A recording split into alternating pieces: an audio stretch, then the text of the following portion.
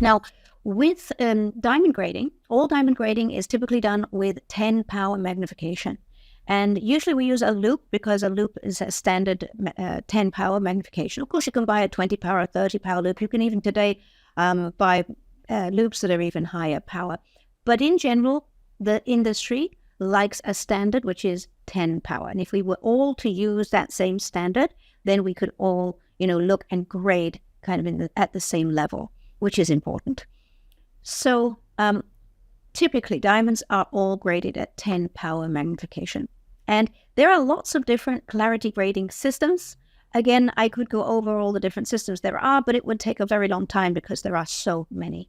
So what I'm going to do is I'm just going to highlight to you one of the more popular ones, which is the GIA system. And in that system, there are 11 categories. And the first category we can look at would be flawless. And then, of course, they also have internally flawless. What is the difference between flawless and internally flawless? Well, flawless means that you're not going to see anything in or on the outside of the gem, and that is at 10 power magnification. So this is very important where the 10 power magnification comes in. Internally flawless will simply mean that nothing is found inside with the 10 power magnification, but maybe something is found on the outside. Some little tiny blemish is what we call the outer things that we might find. And it could be a little scratch, it could be a bit of abrasion, it could be, certain features that we find literally on the outside of the gem.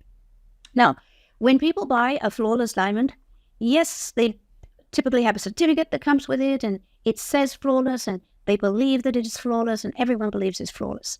I just want to highlight that flawless means flawless under 10 power magnification.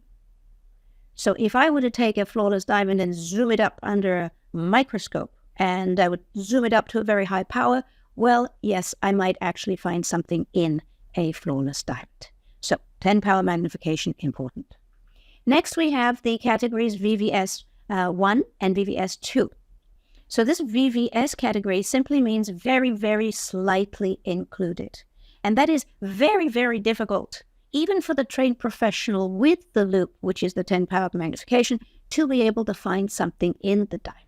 Yes, the professional will do it. It will take some time to rock and tilt the stone and really, look as much as they can to make sure that they're not making a mistake. But it means that what's inside is very, very small.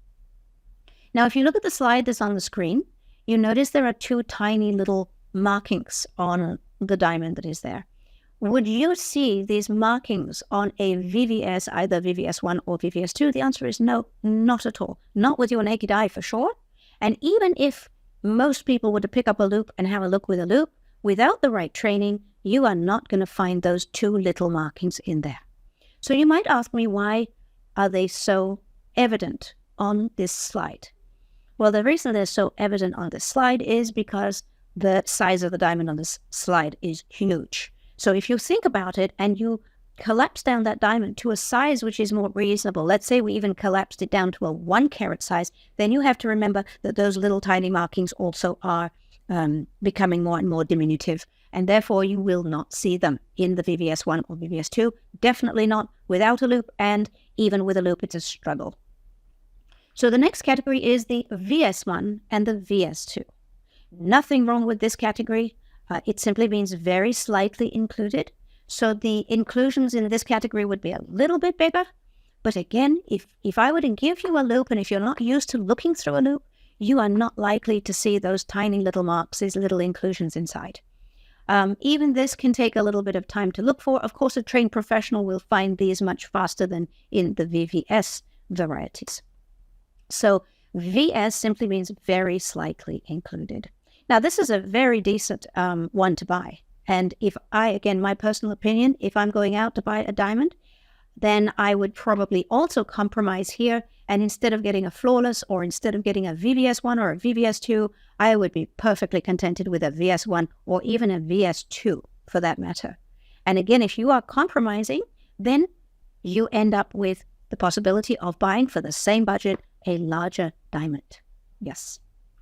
Okay, next category is the SI1 and the SI2. This is slightly included. And again, these are just one little bit more than the other noticeable. We would say that these kinds of inclusion with 10 power magnification are noticeable. So that means that when you pick up your loupe, would you be likely to see these? The answer is yes, you probably would see them. Yes. They're not that obvious, but they're there. And finally, we have one more category, which is the I category, and this is divided into I1, I2, and I3.